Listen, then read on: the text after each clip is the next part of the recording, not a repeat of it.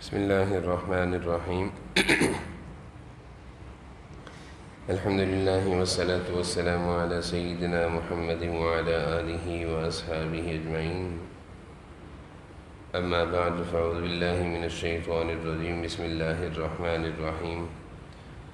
وَلَمَنْ صَبَرَ وَغَفَرَ إِنَّ ذَلِكَ لَمِنْ عَزْمِ الْأُمُورِ وقال النبی صلی اللہ علیہ وسلم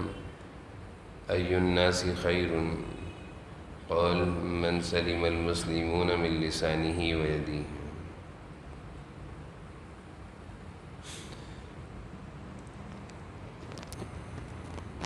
جناب نبی کریم صلی اللہ علیہ وسلم کی ہدایات سے، آپ کے ارشادات سے اور قرآن کریم کی ارشادات کی روشنی میں ایک مسلمان کو کس طرح کی زندگی گزارنی چاہیے، اس سے متعلق بہت ساری رہنمائیاں ملتی ہیں۔ ایک موقع پر جناب نبی کریم صلی اللہ علیہ وسلم سے پوچھا گیا، دریافت کیا گیا، ای الناس خیر، کہ لوگوں میں بہتر کون ہے، انسانوں میں اچھا انسان کون ہے جس کو اچھا کہا جا سکے۔ آپ صلی اللہ علیہ وسلم نے جواب میں یہ نہیں فرمایا کہ جس کے پاس تعلیم زیادہ ہو، جس کے پاس مال زیادہ ہو،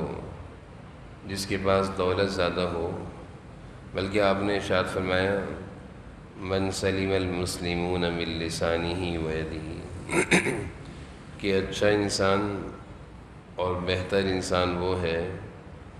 کہ جس کی زبان اور جس کے ہاتھ سے دوسرے مسلمان محفوظ رہیں۔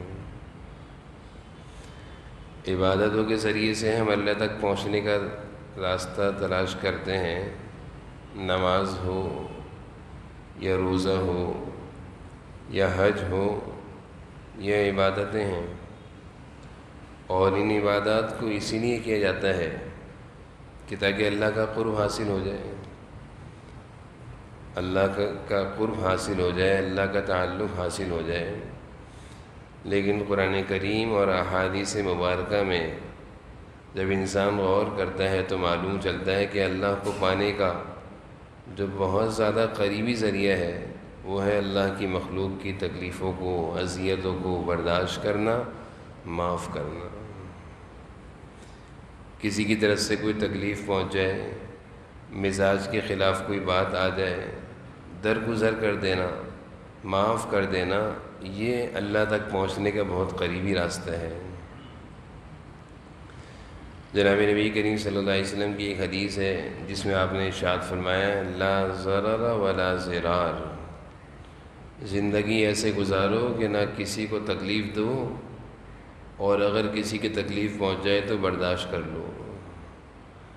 آپ صلی اللہ علیہ وسلم نے زندگی گزارنے کا جو اصول دیا ہے چھوٹے سے 2 جملوں میں دے دیا،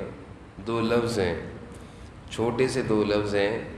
حدیث بہت مختصر ہے لیکن پوری زندگی کا نچوڑ اور خلاصہ ہے۔ کیا فرماتے ہیں کہ لا ضرر ولا ضرار، کسی کو اپنی ذات سے تکلیف نہ پہنچاؤ، اور کوئی تمہیں تکلیف دے تو اس کو بھی تکلیف نہ دو، بلکہ معاف کر دو، درگزر کر دو۔ قرآن کریم میں بھی اللہ تعالیٰ نے ارشاد فرمایا، جس جگہ اللہ تعالیٰ یہ فرما رہے ہیں کہ اگر تمہارے ساتھ کوئی ظلم کر رہا ہو، زیادتی کر رہا ہو، تمہارے ساتھ ناانصافی کر رہا ہو، تمہیں تکلیف دے رہا ہو، تو اس جگہ پر اللہ تعالیٰ نے ایک آیت میں تو یہ ارشاد فرمایا کہ برابری سے بدلہ لے سکتے ہو،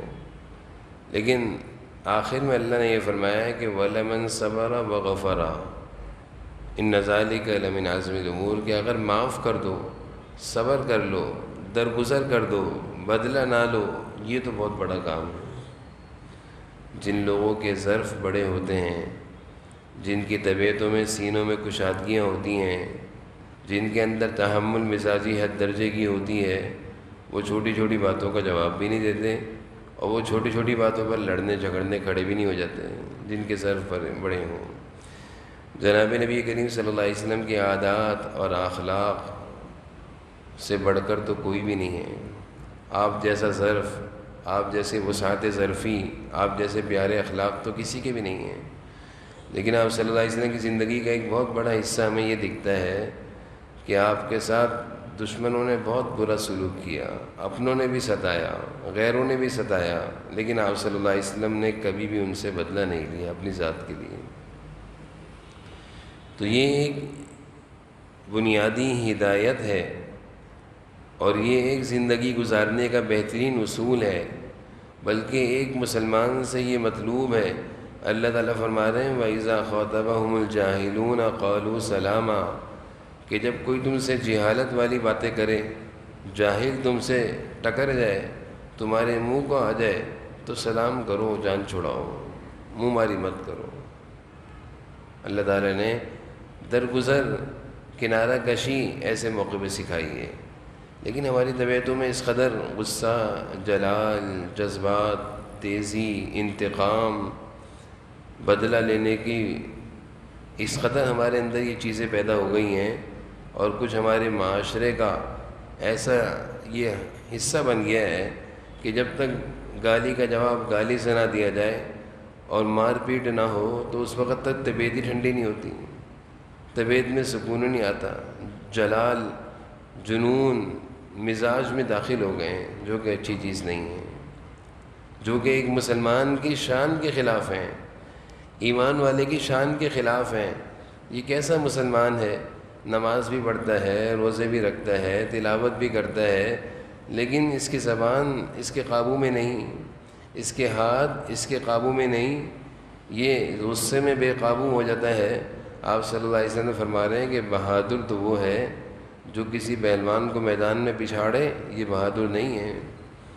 بہادر وہ نہیں ہے کہ جو کسی کو اٹھا کر زمین پر لگا دے،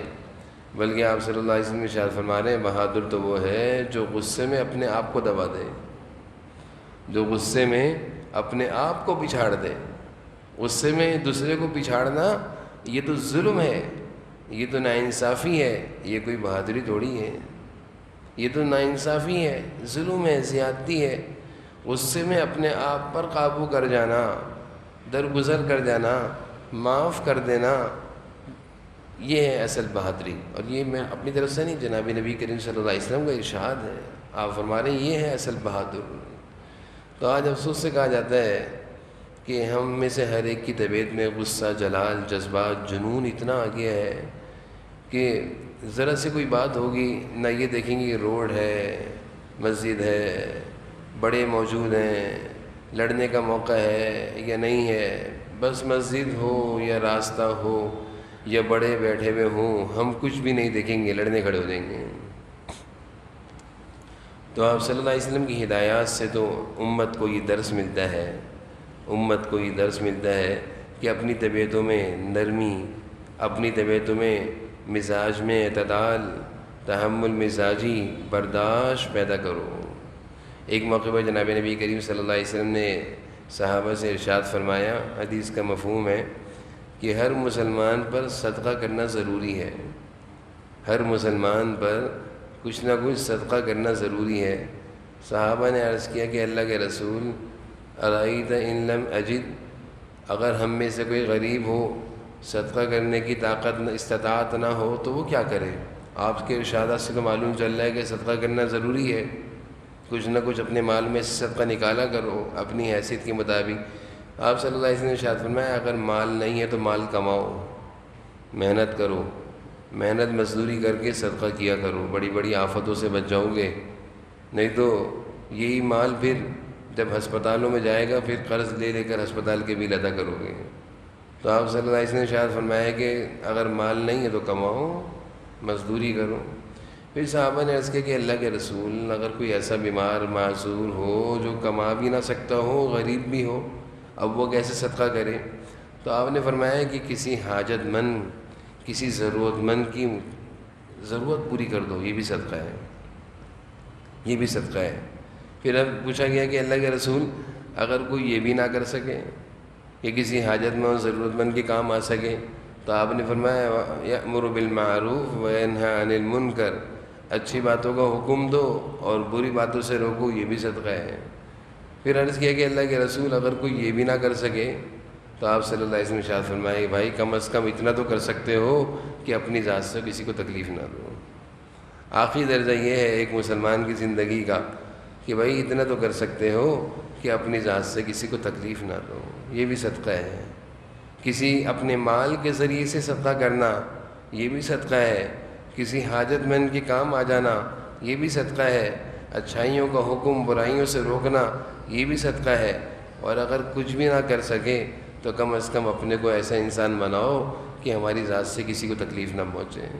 تو قرآن و حدیث میں ہم اگر غور کرتے ہیں تو اس سے متعلق اتنی ساری ہدایات ہیں، ایک نہیں کئی حدیثیں ہیں، کئی حدیثیں ہیں، ایک نہیں کئی آیتیں ہیں جو صرف ایک مسلمان کو یہ سکھا رہی ہیں، ایک بندے خدا کو یہ سکھا رہی ہیں کہ بھائی برداشت کرنا سیکھو، درگزر کرنا سیکھو۔ لڑنے جھگڑنا یہ ایک ایمان والے کی خوبی نہیں، گالم گلوچ کرنا یہ ایک مسلمان کی خوبی نہیں، بلکہ معاف کرنا، درگزر کرنا یہ ایک مسلمان کی خوبی ہے۔ حدیث شریف میں ایک واقعہ آتا ہے کہ ایک شخص راستے سے گزر رہا ہے، بلکہ اس واقعے سے متعلق ایک روایت میں تو یہ آتا ہے کہ یہ راستے سے گزرنے والی نہیں، ایک بدکار عورت ہے، ایک بدکار عورت ہے، گنہگار ہے۔ راستے سے گزرتے اس نے یہ دیکھا کہ کانٹے پڑے ہوئے ہیں، کوئی آئے گا تکلیف میں مبتلا ہو جائے گا۔ تو اس گنہگار خاتون نے کیا کیا کہ راستے سے کانٹے صرف اس لیے ہٹا دیے کہ کسی کو چوب نہ جائے، کسی کو لگ نہ جائے، یعنی راستے سے تکلیف دہ چیز اس نے ہٹا دی۔ حدیث شریف میں آتا ہے، جناب نبی کریم صلی اللہ علیہ وسلم ارشاد فرما رہے ہیں اللہ تعالیٰ نے اس کی مغفرت کر دی، اس کی بدکاری کا گناہ، اس کی بدکاری اور زناکاری کا گناہ اللہ تعالیٰ نے صرف اس لیے معاف کر دیا کہ اس نے راستے سے تکلیف دہ چیز کو ہٹا دی تھی۔ اور ایک بہت بڑی عبادت گزار خاتون جو جہنم میں جل رہی ہیں، حدیث میں آپ صلی اللہ علیہ وسلم فرما رہے ہیں یہ اس لیے جل رہی ہے کہ ایک بے زبان جانور بلی کو اس نے گھر میں باندھا، نہ اس کو آزاد کیا کہ وہ خود کھا لیتی، نہ خود اس کے آگے کچھ ڈالا، وہ اسی طرح تڑپ تڑپ کے مر گئی، یہ عورت جہنم میں جل رہی ہے۔ تو گنہگار کی معافی کسی کو تکلیف سے بچانے پر ہو گئی، عبادت گزار کی عبادت اس کو جہنم سے نہیں بچا سکی، اس نے ایک جانور کو تکلیف پہنچائی۔ تو ہمیں اپنی زندگی کو صحیح رخ پر لانے کے لیے ضروری ہے، اور بالخصوص اس مبارک مہینے میں تو اپنے آپ کو بہت سنبھال کر گزارنا ہے۔ ایک ایک لمحہ قیمتی ہے۔ یہ رمضان یہ عام مہینوں کی طرح نہیں، نہ اس کے دن عام ہیں، نہ اس کی راتیں عام ہیں، نہ اس کی صبح عام ہے، نہ اس کی شبہ۔ تو بڑا خاص مہینہ ہے، اور یہ خوش نصیبوں کو اللہ تعالیٰ دیتے ہیں۔ اللہ تعالیٰ نے ہم پر فضل فرمایا، ہمیں یہ مہینہ دیا۔ تو اس مہینے میں جہاں ہم بہت سارے گناہوں سے بچ جاتے ہیں روزے کی برکت سے، اپنے آپ کو کوشش کریں کہ اس مہینے میں اس گناہ سے بھی بچیں کہ ہماری ذات سے کسی کو تکلیف نہ پہنچے۔ اللہ تعالیٰ ہم سب کو عمل کی توفیق نصیب فرمائے۔